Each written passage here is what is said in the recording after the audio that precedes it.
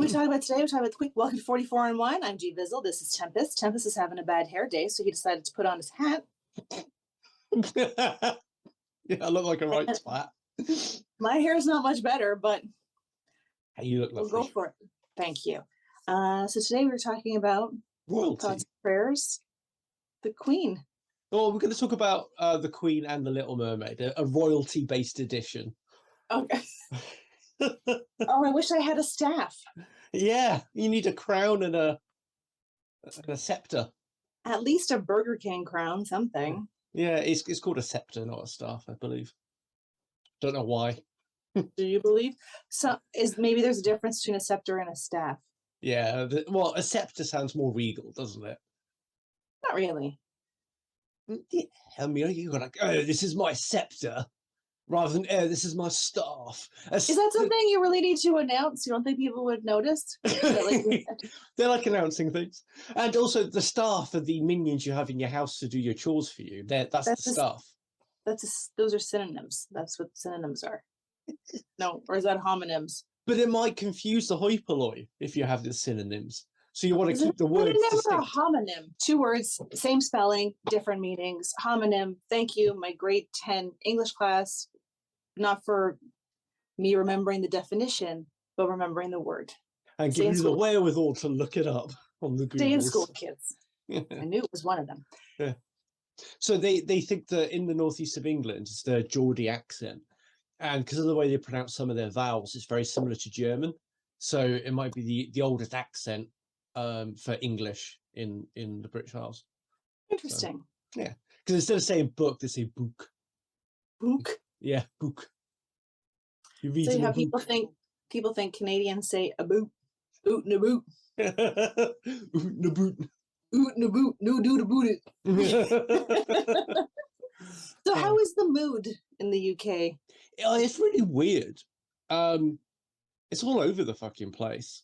Like, I mean, people who are grieving do weird stuff, so that's fine. But then you've got all the corporations just cynically trying to make cash grabs on it and doing all this shitty virtue signaling. Like, there was one place which had, the toy machines that the kids play on. They turned them off and put notices on because the Queen's dead, so no kids are allowed to play on the toys. What? Yeah, it's dumb as fuck. There's loads of stuff going on like that. But honestly, like, if their parents were concerned about mourning, they wouldn't have left the house to go to the store. Like, you're open. Yeah. Or you'd walk around. Yeah, nobody's walking around in black or anything, it's... But you're open for business. Like, if you really wanted to be respectful, shut it down. Yeah, exactly. But then that would affect your profits. Yeah. Although the shutting down stuff is very weird, okay? This doesn't usually happen with anything. And people have even had NHS healthcare appointments cancelled because of the funeral. And we've got a bank holiday on Monday. So you needed healthcare, and because the Queen has passed, you're not getting your healthcare. Yeah. That you probably waited for this appointment for a while, and now you have to wait even longer. And we're already waiting longer because of the pandemic. Our waiting lists are already years behind now. And then now they've decided, like, even having a day like that fucks everything up. And I'll tell you why it's stupid. Because the NHS still needs to do all of its NHS things. So a lot of them have still got to work anyway, because you've got patients in the fucking building that need looking after. So it's basically like a select part of the workforce is allowed a day off and no one else is. But it's not even about being allowed a day off. It's like, if you're an essential service. Yeah. Like, I get that it's sad and whatever, but it's an essential service. Like what we've done. So Canada has announced it as a federal holiday, which means federal employees get the day off. But like plebs like me, we got to go to work. Except for Prince Edward Island, who has announced it as a statutory holiday this year only. That's it. So next year it's back to business as usual. But like, companies have sent out messages to their employees to say, like, yes, we don't count as, like, you got to come to work, but if you are so moved by the passing of the Queen, we invite you to take a vacation day if your if your workload allows for it. But it's not just like a summarily shutting it down or closing any business. I got into a TikTok comment section argument with somebody on somebody else's video. Can't remember what the video was, but this woman was basically having a go at me because I said that, you know, it's bad that these NHS healthcare appointments are being cancelled. And then she's like, yeah, but they've got to, like, what if they want to go to the funeral? What if they want to watch it on TV? And I was like, they've got to go to fucking work. I was like, it's the same every bank holiday. With every holiday, a section of the staff have to work. And if they have to work on the bank holiday, they get a day off in lieu.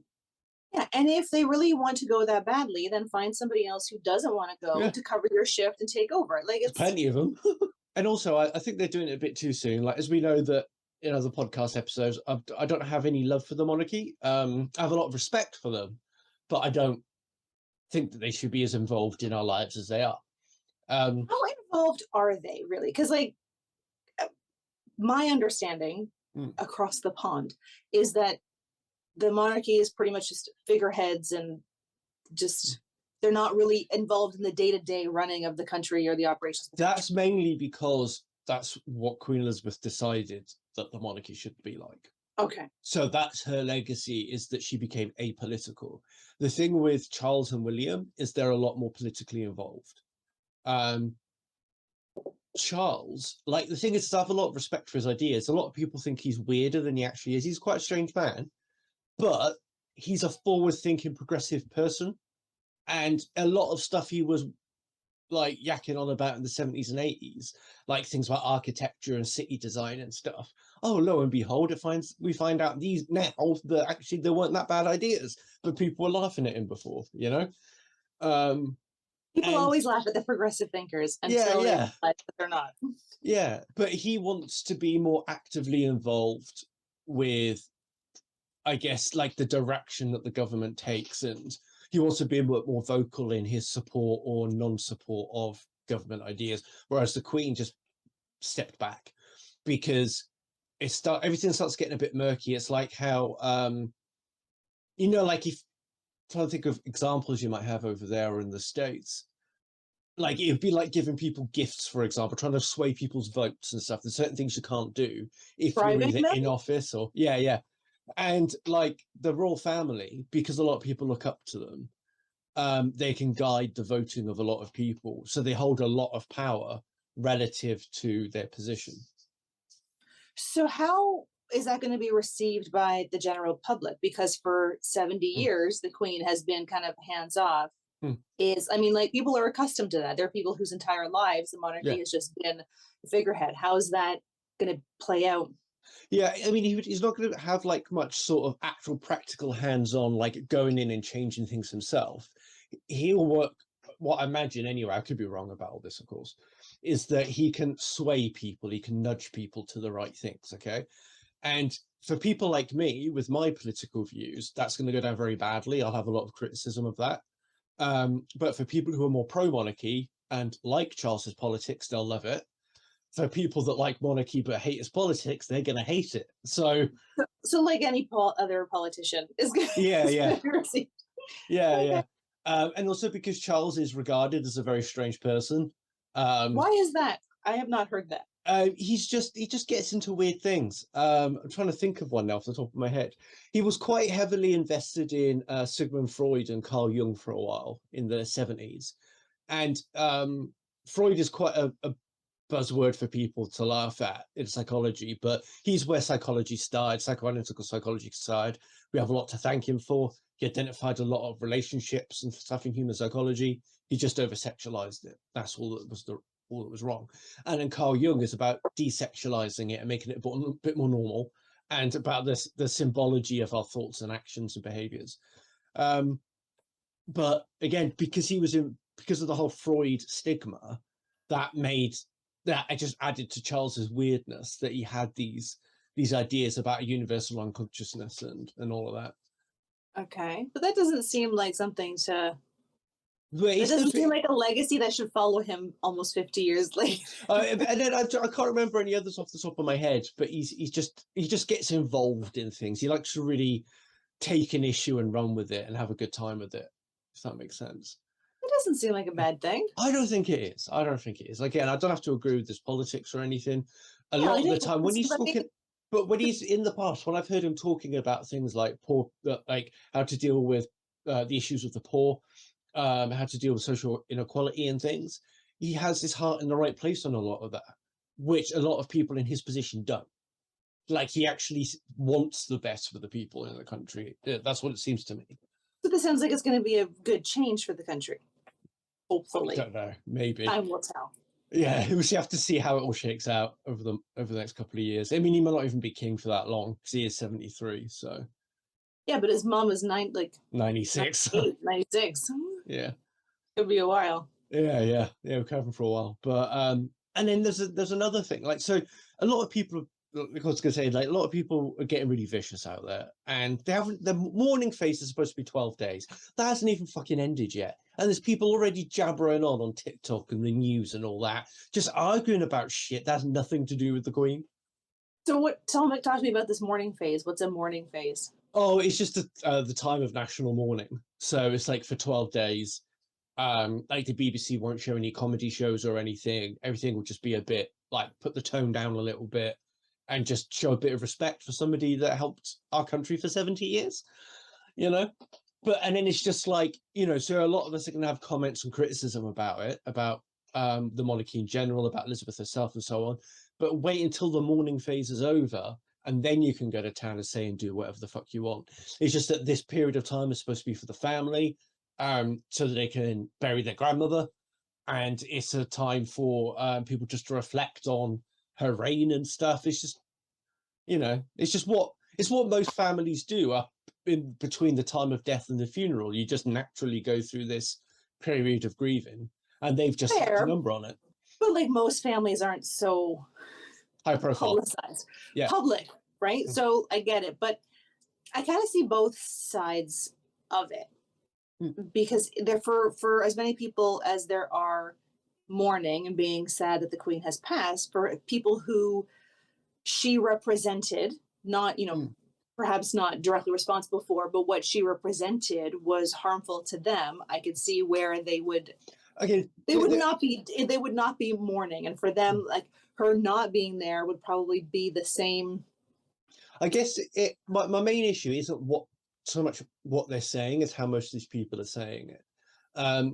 So just for example of, like, again, I'm only talking about the period of mourning. After 12 days saying do what you want, I just think, you know, even for my enemies, I would still give them the respect.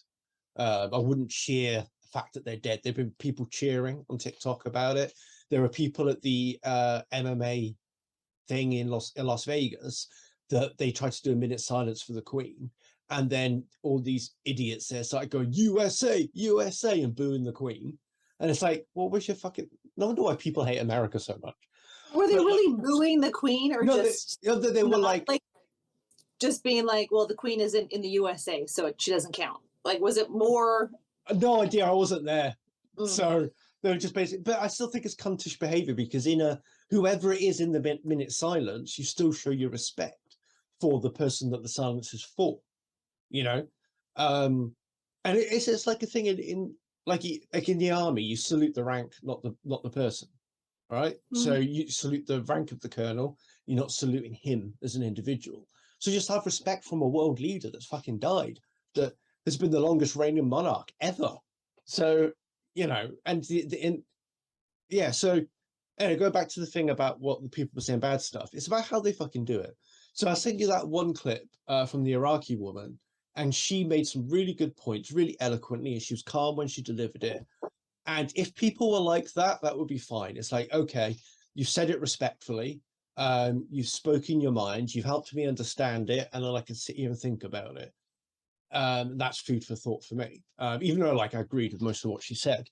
And there's been other people who've done it like that too, and I'm glad that they've been talking about it. The bit that's bothered me is the ones where people were laughing about it. People were just insulting, like, British people or the Queen and stuff. People just basically effing and blinding about colonialism and all this other stuff that had nothing to do with the Queen.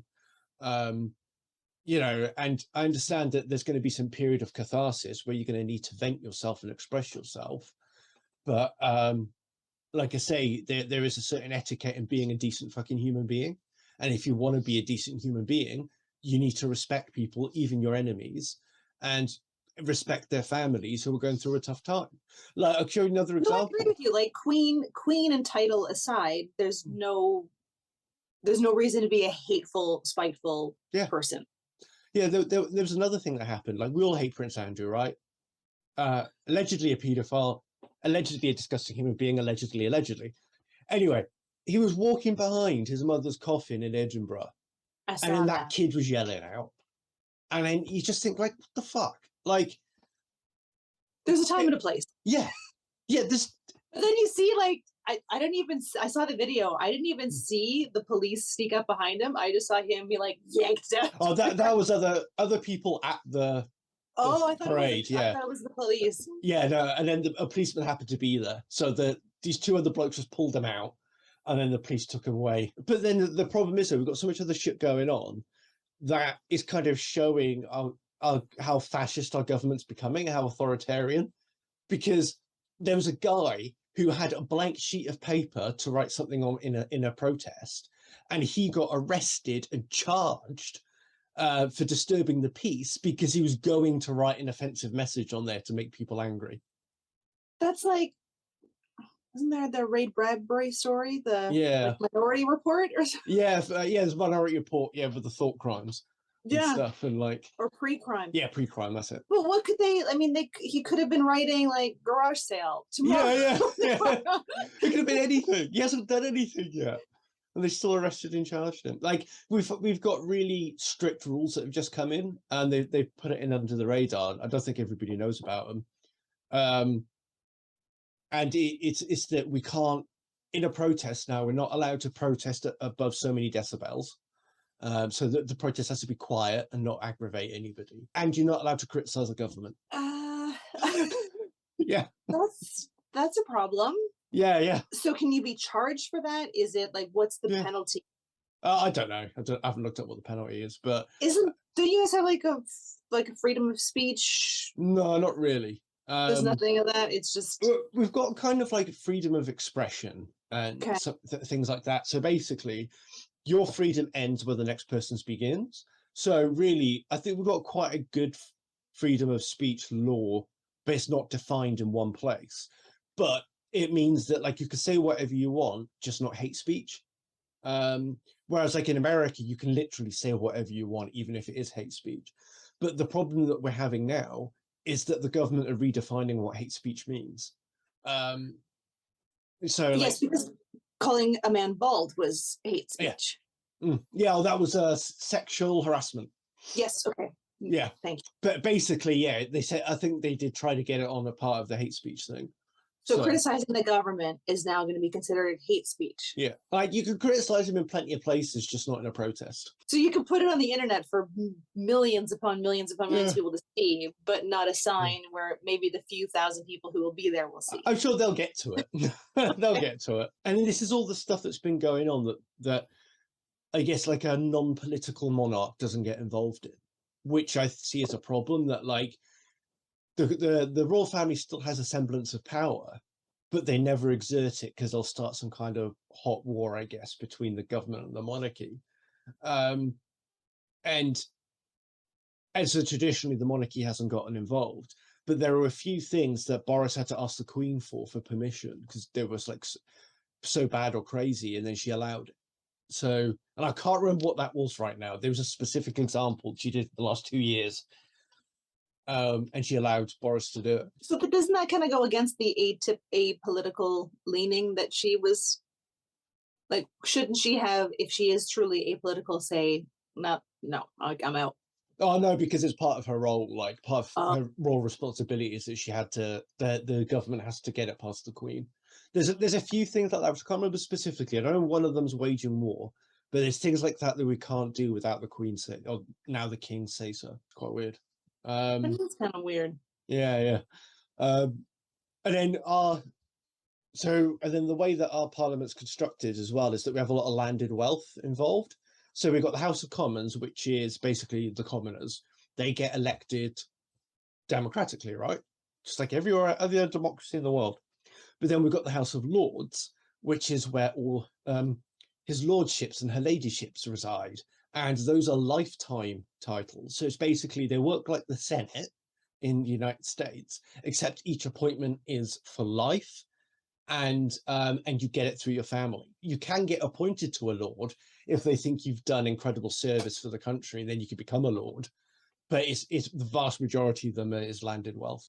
Okay, so let's say you are appointed as a lord. Is that something that you need to like? How would that work? Because if it comes down through the family, how does one person just be like, oh, you're a lord now? Do they have to apply for that? Do they have to? They just, I think it's like by invite only. So it's like, oh, he'll make a good lord or she'll make a good lady, and then they'll send you a request. Yes, I think so. I don't know all the ins and outs of it. I should be checking my mailbox. Yeah. There might be lots of pomp and circumstance involved, I could go for some pomp and circumstance. Yeah. That's what it's been cool seeing with the funeral. It is all about pomp and circumstance, which nobody does better than Britain. And because we've got like the oldest shit in the world over here, we are like an old crumbling ex-empire, but we still got all the tassels and all the bunting and all of the clever sounding words. And there are things that have happened that nobody alive has ever seen it, or there's very few people alive that have seen it because it's from when the Queen was coronated and stuff like that. It's really cool. Can't remember any of it right now off the top of my head, but it's cool. You needed to do some more homework for this episode. I didn't even know we were going to do it until earlier. This is your idea. Yeah. But I just thought of it this morning. Yeah, if you're going to criticize, keep it polite, say what you want after 12 days, but just bear in mind that a lot of people are grieving and you're not really going to get your argument through if you're going to be vitriolic. If you're going to be emotive and all that other stuff that seems to go viral on TikTok, is the only way you're going to win people over to your side right now is if you do it in a calm and measured way and get people thinking about it. Because if you're just on TikTok being sassy, no one's going to agree with you. Well, and a lot of people may not know. Like the one thing that has always driven me crazy about social media is that everyone assumes that you know what they know, right? Yeah. Like if you're on Reddit for more than 10 minutes, you'll see posts of people who were complaining that it's a repost. It's like, okay, but you've been here forever. Somebody else hasn't. And like I made a video and someone was like, oh, you just stole this person's video. It's like, there's a bajillion videos on here. How the fuck am I supposed? You think only like one person's going to have that same idea.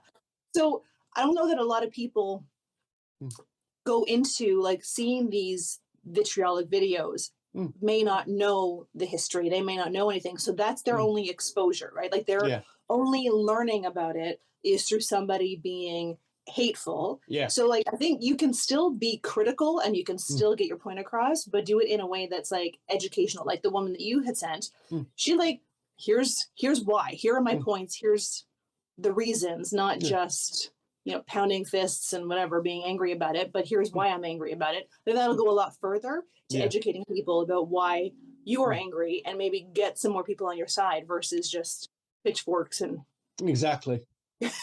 firebrands. Yeah, exactly. And then what that woman's TikTok actually did for me was that it made me a bit more relaxed in terms of, or laid back in terms of what I'm comfortable seeing people say, if that makes sense. So like, no critique can be given in a time of mourning if it's good like that, and if it's on point and delivered well, it can be given, and then people will listen to it. I was like, because I just listened to it, so that means that other people are capable. That 12 days of mourning, like, is that, how known is that? Because I didn't know that was a thing. Like, it's known over here. It's known in the UK.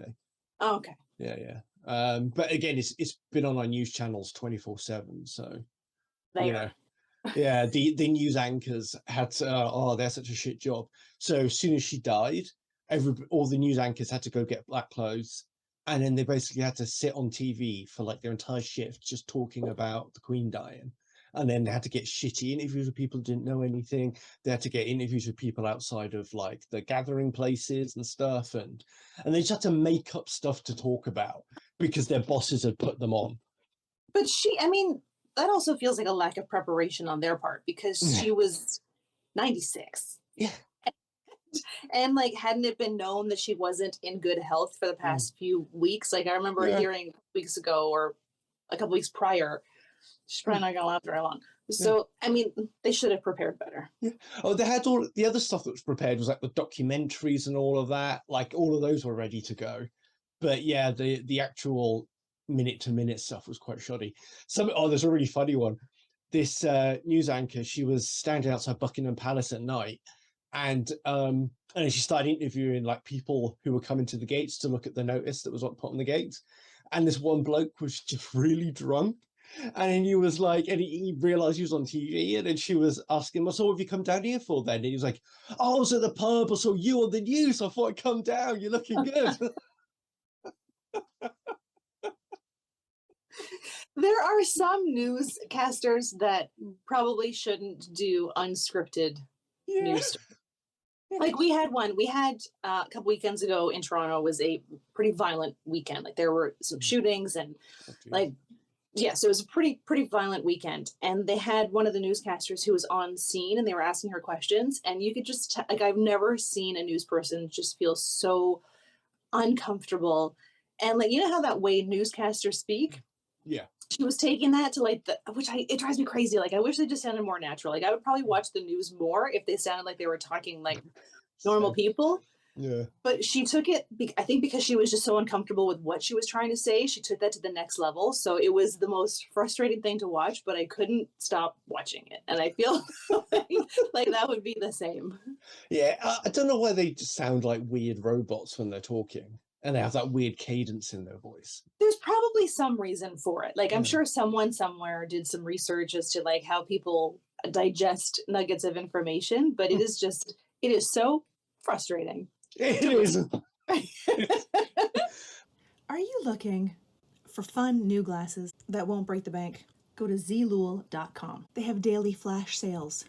You can find frames as low as $2. Prescription, non-prescription, sunglasses, they have it all. Use my promo code to save. Let's talk about Ariel. Yes, lots of mixed emotions about a black mermaid, a black mythical creature who was in one of the cartoons previously, like 30 years ago. They had a black Ariel. Oh, did they? They did. Huh. And we'll find a picture and put it up here. But yeah, people are freaking the fuck out right now. Yeah, I don't understand why. What's his face? Matt Walsh actually, for a rare singular time, actually did a really funny troll about it. Didn't he say like it's not scientific that she would be black because she's not exposed to sunlight? He was just completely, the whole thing was just tongue-in-cheek sarcasm sort of thing. And then the left-wing media just completely took it seriously. So he said, well, so if we're going to speak about this scientifically, a mermaid wouldn't be dark-skinned, she'd be translucent, because everything on the sea floor is translucent, and you could see its skeleton and everything. So you'd actually look at the mermaid. Not everything. Not everything. Not everything. Yeah. There are black fish. There's all sorts on the bottom of the sea. Bottom of the sea is a weird fucking place. But anyway. We don't even know what's at the bottom of the sea. Like the majority of the bottom of the sea and the ocean have been unexplored because we just can't get there. Unexplored. Unexplored. Underexplored. Unexplored. Unexplored. Yeah. Unexplored. Yeah, because I just find it funny that all these people are just arguing over a fucking mermaid. A mythical and I don't get cartoon. Like it reminds me of like I get it when they change a character if it was fundamental to the story. Yeah. Right? Like you can't have a white Mulan, right? Like that's fundamental to the story. But a well-written character can be any. Yeah. But there is a lot of like, and I kind of say that like, yes, a well-written character can be played by anybody, but then at the same time, like we have a history of like whitewashing because those well-written characters, they just like pop white people into them, like Benedict Cumberbatch as Khan, or even Ricardo Montalban, like they darkened his skin to make him Khan. But it only, like people only care about it when it's a previously white character that has been made a person of color. That's when everybody freaks out about it. And it's just like, it reminds me of an Aziz Ansari bit where he was talking about like after Slumdog Millionaire, somebody, and after they won the Oscar, someone had said to him like, oh, that's great for you. And he was like, is that how white people feel all the time? Like he's supposed to be excited because a movie, so like it kind of feels that same way, that it's like white people in movies have had a good run, right? Like, if there's somebody who fits the role, and like this young woman fits that role, like she is stunning, she's got a beautiful voice. Like, what's the big deal? Like, I don't understand. What's the big deal? Yeah. And I like to say it has to be integral to the character. If you're gonna have a problem with the gender or the race of the person playing them. Othello, the black and white version, who was in that? But it was a white guy that played Othello, and they gave him blackface. Yes. Yeah. So that's obviously an issue. But then he'd even done it with Marianne Pearl, right? Like she's Afro-Cuban and Dutch, and like when you see photos of her, she's a light-skinned black woman, but she's still very obviously a black woman. And then they had Angelina Jolie play her, so they gave her like contact lenses, they gave her a wig, and they darkened her skin up a little bit, not to the same level, but it's like you could have found an actress who is just as talented, who could have played that role and been a woman of color. Like, you did not have to. It's just a lot of the people complaining about it, I don't think are the ones that the show's aimed at anyway, because it's not Ariel the Little Mermaid aimed at children, and typically do children worry about the race of the people playing those roles? Have you ever heard of child the videos of young black girls seeing like the blind reaction of them seeing the trailers for the first time? Like, they were so excited because like one little girl, she brought tears to my eyes. She was like, she's brown like me, right? Like, she was just so excited to see herself represented. And I don't think that's something that white kids think about, because they've never not been, right? Exactly. There's never been a time where they haven't been represented. So it's kind of like when Cameron Manheim won, I think it was an Emmy or something, and she was like, her speech was like, she's doing this for the big girls because she's, you know, an overweight woman, and she won this award, and there's not a lot of representation in that way where it's a positive representation, and it's not like the fat funny friend. And so white people in general have never not seen themselves on the screen as the predominant figure in the screen. So like, I don't know that little kids ever question it, because they just don't know to question it, because they've never not seen it. And the other thing, and it's not just about seeing themselves on screen. It's even more specific than that. It's seeing them on screen in positive roles.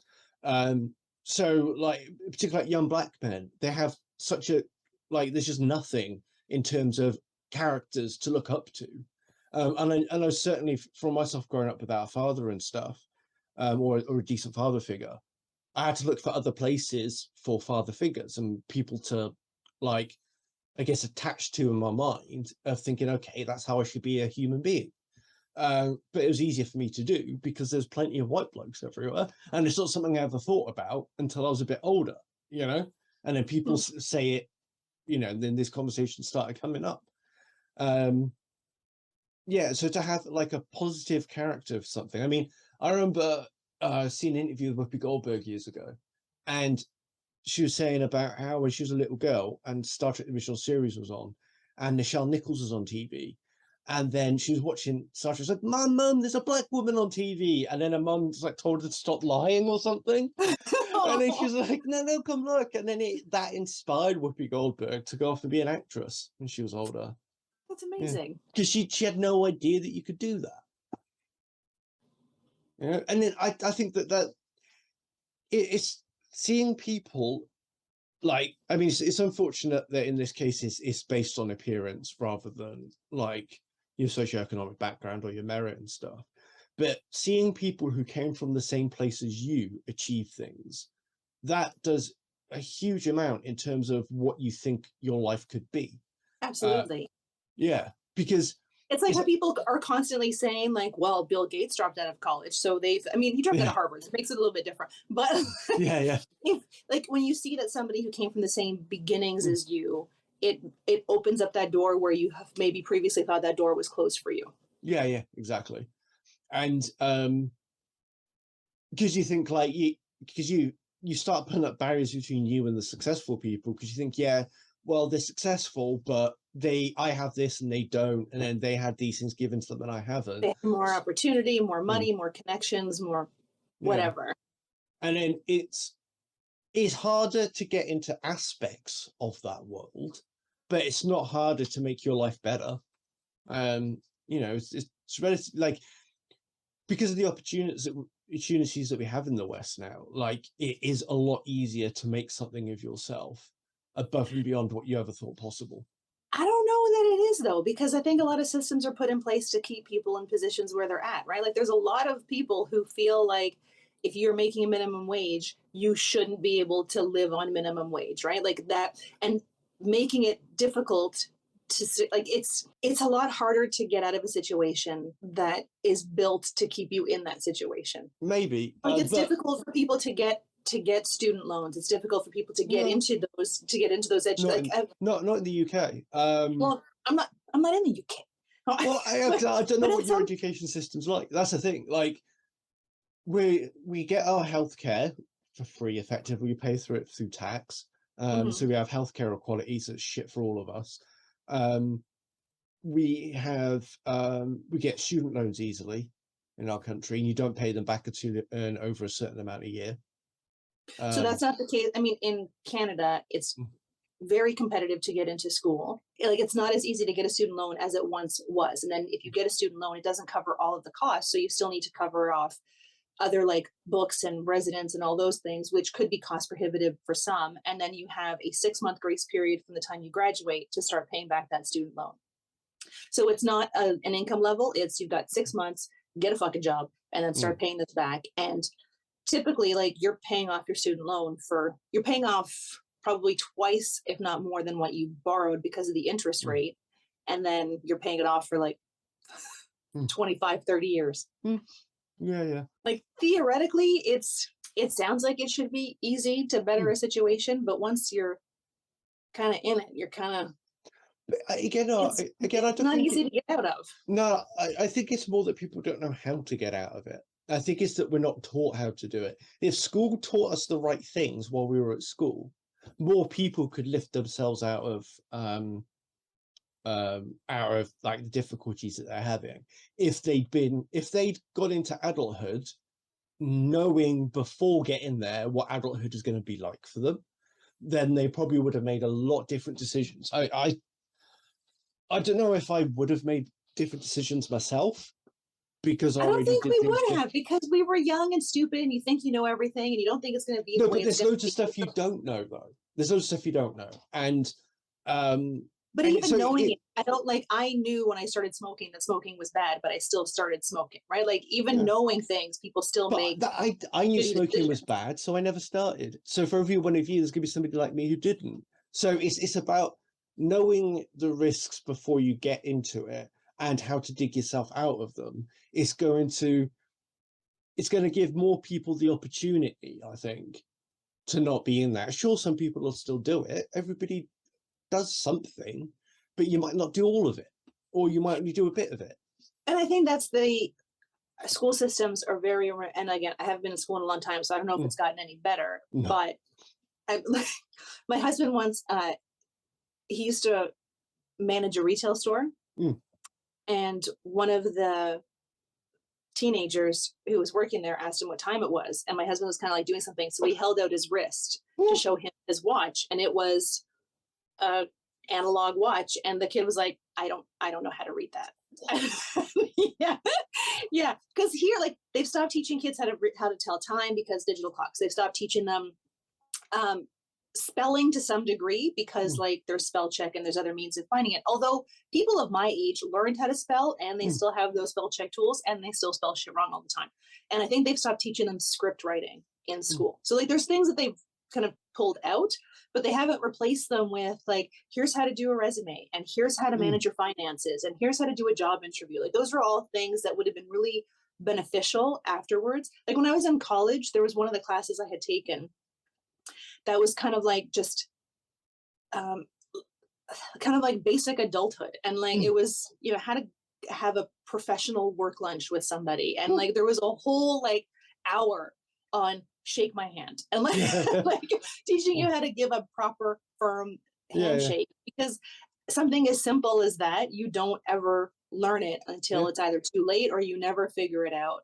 But like kids should leave school knowing how to do an interview, how to do a resume, how to manage a household, how or their finances at the very least. Because here anyway, like the first day that kids walk up to their university or their college, they have like little kiosks of, oh, no, you should get a credit card. Look, it's got a picture of your school on it. So not only are they getting the student loan potentially, they are also getting themselves into debt because they've never learned how to manage a credit card. So they're just going out spending money. Like, they just don't figure it out. We don't teach them basic life skills. I know what a homonym is, but I didn't walk out of school knowing what a basic life skill. And then you end up arguing with people on the internet about a black Ariel Little Mermaid. Yes. A freaking kids film. Yes. With no one's got a problem with a Jamaican crab. No one, no one's concerned that a Jamaican crab is in the Danish waters, but everyone's concerned. It's, oh man, I can't believe what people argue about. But I wonder if this is an example of, like, you sent me that video about fan bathing, and that if you create a controversy around something, it's going to, like, I have never watched an animated Disney movie in my life. Like, as deeply as I dip into Disney was like The Nightmare Before Christmas, that was bought by Disney. So like the princess stuff has never appealed to me, but because of the controversy around this one, I'm like, I'm curious, like, because of that. So I wonder how much of it is this ploy to, I wouldn't even have known there was a new Mermaid movie if it wasn't for all of this, right? Like, how much of that is just trying to drive traffic into the theaters? And then they're not doing it for the right reasons. I mean, the end result is that now little black girls are seeing themselves represented, but did they get there for the right reasons? And the other thing is, what is like, if the black girls pick up on the argumentation going on between people, they get exposed to that, what are they going to think about then wanting to do similar stuff in their life? They're just going to think that white people don't like it. Which isn't true. It's just these are a minority group of people, but they're fucking cunts. Yeah, and they've got a really loud voice. I don't know. It's a sad state when you could see a beautiful young woman in a role, singing beautifully, acting beautifully, and then be so hung up on just the color of her skin. Like, it's just ridiculous. She's a talented actress. What's wrong with that? Like, oh, is this actress have got any good to play the role of Ariel? Can she manage it? And have they made a good movie? People lose their minds about it. Like, when they were talking about like a black Spider-Man, people freaked out. And then it was funny because, like, apparently a lot of people liked that one as well. It was supposed to be a good film, apparently. I haven't. It's a cartoon, so. Oh, then cartoons. I'm not.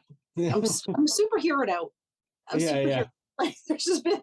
I haven't watched Love and Thunder. I can't face watching it. I've heard really bad things about it, and then from YouTube people that generally they're right about that stuff, and if they say certain things about a movie, I know that I'm going to agree with them. So. I haven't watched it either because I'm still at that. I want Doctor Strange. The last Doctor Strange movie was terrible, and I can't get over that. I'm still upset about Wonder Woman.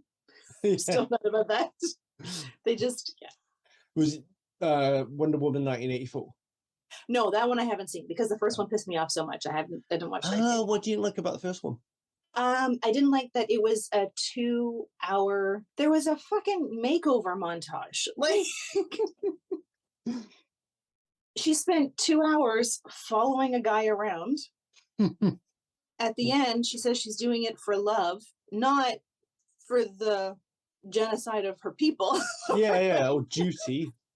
Or duty, or like that's what she was built for, but she's doing it for love of a guy she's known for just a few weeks. She followed him around. He never really let her be herself. When she finally did, it was like towards the end of the movie. Like, she should have just fucking come out swinging and been Wonder Woman from the beginning, but instead there was a makeover montage. Like, what about this dress? And what about this? Like, it just, she was still just following a guy around for a couple of hours. Yeah, from that perspective, I can see all that shit. And like, why doesn't any man named Steve in a war know how to jump out of a fucking airplane? Oh, man. Not a parachute, man. A parachute dive out. But it was very bothersome. The TV series they've done are crap. Linda Carter. That's the only Wonder Woman for me. Oh, I haven't watched that. I The got scared. original? Yeah, Agent Carter. Yeah, I didn't.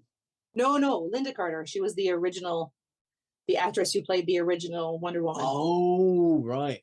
Ah, I thought you meant the show Agent Carter. No, I haven't seen that either. I can't take on any new TV shows. I just can't. I'm not. There's just such a high risk of them being shit these days. And there's a lot of high risk of them. I love a limited series. I love knowing that there's a beginning and an end, and that I don't have to commit too much time, because I've gotten Supernatural. I got stuck into that for 15 seasons. Like I kept wanting to quit, but I never did. I've been hate watching Rings of Power. It is so Wasn't there bad. an issue there with the Hobbits too? Oh People yeah, were upset with the Hobbits. Yeah, people got upset because there was some black dwarves and black hobbits. Well, half-foots they're called. They're like a offshoot of hobbits. But yeah, and there's black elves and stuff. So like apparently that's horrific. You can't do that. It's fantasy, people. You could do whatever the fuck you want. And didn't even like Neil Gaiman jumped in to like quote from the book that they had brown skin? Like, wasn't that a quote from the book? They had brown skin. Yeah, I can't remember what you was talking about there, but yeah, there is, and then every planet has a south, right? Every planet has an equator, so you're gonna have different complexions. It makes. What's the thing? There are walking trees, right? Like, yeah. I mean, this is the thing. Like, it's a fantasy novel. It doesn't. Like, the color of somebody's skin literally does not fucking matter when you've got an entire race that live underground mining for gold, and then you've got dragons, and then you've got fucking walking trees and talking trees. You've got orcs that are grown out of the mud. Like, who the fuck cares that some of the actors happen to be black? They could have, like, that's the thing. Like, I'm more upset about it if they change like a real person. Yeah. Right. Like Marion Pearl's a good example of that. Like she is a real person, so get someone to play her that represents that real person. But if it's not a real person that is being played, it's completely find the best actor for the role, regardless of what they look like. Yeah, because like you really shouldn't be watching TV taking in people's skin tones, like because that is racist thinking. Is if you're no matter what race you are, if you're sitting there watching people taking in their skin tones while you're watching it, there's racist behavior, surely. Well, yeah, you should be watching it for the story and for the characters, how they're written and how they're portrayed. If you like see someone on TV and you're like, oh, good for them. Like, like, that's a problem. And that's the thing as well. Like, Rings of Power is so shit. Every episode, there's dozens of things to complain about it. You don't need to complain about black actors. Is it bad? I've not watched it, so it's just crap. Like, have you seen Lord of the Rings? Right. So in Lord of the Rings, Galadriel, she's basically I'm trying to think of the best way to say it. She's an enchantress of the forest. Okay, so she's into her sorcery and mindfuckery and all that stuff. But she also has a lot of introspection. Part of her test about taking the ring was like, she decided she couldn't trust herself with it and all that stuff. And she's not a warrior. Okay, she can obviously handle herself in a fight, but she's not a warrior. This Galadriel they've got in Rings of Power, she has fucking armor on, she's swinging a sword, she's like one of those like boss babes kind of thing. And like, there's nothing she can't do. She's fucking Mary Sue. Like, it is shit. Like, she has no character development. She's haughty. How does this fit into the original story? Like, is it a progression of her character where, like, given time between, I don't know anything about it, given time between, like, this story and this story, she could have developed those warrior tendencies? Or this is a prequel. This is prequel. Oh. It's about 2,000 years before. But to an elf, though, elves are fairly conservative and static. Like, they don't really develop much anyway. So, once they're adults. And so maybe get to a place where like she killed the wrong person and decided to put her sword down and give it up forever. She met the right guy. She met the right bloke. She met the right bloke and decided to give it all up for love. yeah, probably. And that's why she's so angry. By the time we get to the Lord of the Rings, she's forgotten who she is. She's forgotten all that warrior stuff because she's now an. See, that's how they. But talking of character swaps, apparently there's a film called Aeronauts. And then it basically in real life, it was these two men, I think it was a hot air balloon. and they got some kind of record or something, and it's supposed to be a really good story. But anyway, they made a film out of this, and the real life man is now a woman. It was like, is it a fictionalized account of this? Like it's supposed to be about them. So it's basically like it's supposed to be these people did this really crazy, amazing thing, but we'll gender swap one of them, who was a real man that actually lived. And now that's where I think you need to be historically kind of accurate to the if it's a real person. Yeah. Be true to the real person. Yeah. If it's fictional, then you could do whatever you want. Yeah. And I think that what's rubbed people up the wrong way of Rings of Power is that they made all these claims before it came out. Like, no, we love the source material. We've respected the source material, blah, blah, blah. But there's nothing about the project that shows that they've done that. Like, everything is different. Nothing makes sense. There's lots of dumb stuff in there. There's loads of like, there's this phenomenon in, I guess, in history and philosophy. It's called presentism. That like, we look at the past through the lenses of us now, and then we judge them based on our current values. And it feels like that's what Rings of Power is doing. Is like, let's take this really old, thousands of years old, fictional civilization, and then we'll attach all modern politics onto it. Isn't that right? Isn't that right? Is that Gozer? There he is. You can see him, boy. Hey, buddy. Yeah. What?